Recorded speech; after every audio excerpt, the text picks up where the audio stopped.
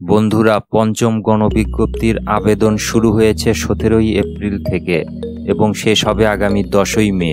17তম নিবন্ধনে উত্তীর্ণরা চাকুরির জন্য আবেদনের প্রথম সুযোগ পাবেন এই পঞ্চম গণবিজ্ঞপ্তি থেকে।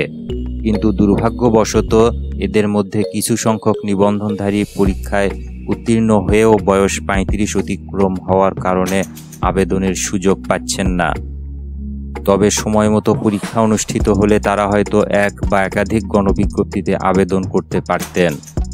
এমতাবস্থায় প্রাপ্ত তথ্য অনুযায়ী 17তমতে উত্তীর্ণ এরকম প্রায় 170 জন নিবন্ধনকারী আদালতে রিট করেছিলেন যাতে তাদেরকে বিশেষ বিবেচনায় পঞ্চম গণবিজ্ঞপ্তিতে আবেদনের সুযোগ দেয়া হয়।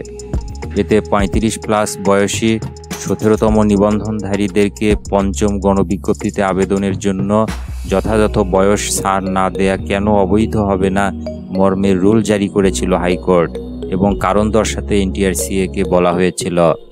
তবে এ বিষয়ে প্রশ্নের জবাবে এনটিআরসিএ কর্মকর্তা বলেছিলেন তারা চেম্বার আদালতে যাবেন।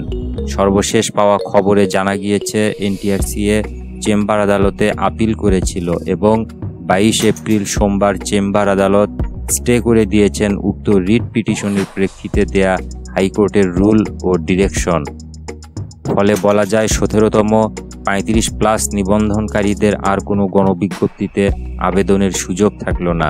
দুঃখজনক বিষয় হলো উত্তীর্ণ হয়েও তারা একটি আবেদনের সুযোগও পেলেন না। প্রশ্ন হলো এনটিআরসিএ কি তাদের জন্য কিছুই করতে পারত না?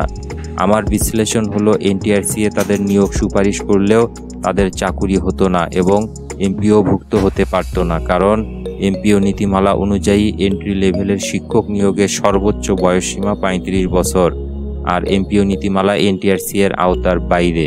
ফলে এ বিষয়ে তাদের কিছুই করার নেই। বন্ধুরা, আজকের ভিডিওটি এ পর্যন্তই। কথা হবে আগামী ভিডিওতে নতুন কোনো স্পেশাল আপডেট নিয়ে। যারা এখনও চ্যানেলটি সাবস্ক্রাইব করেননি তারা সাবস্ক্রাইব করে নোটিফিকেশন অন করে রাখুন।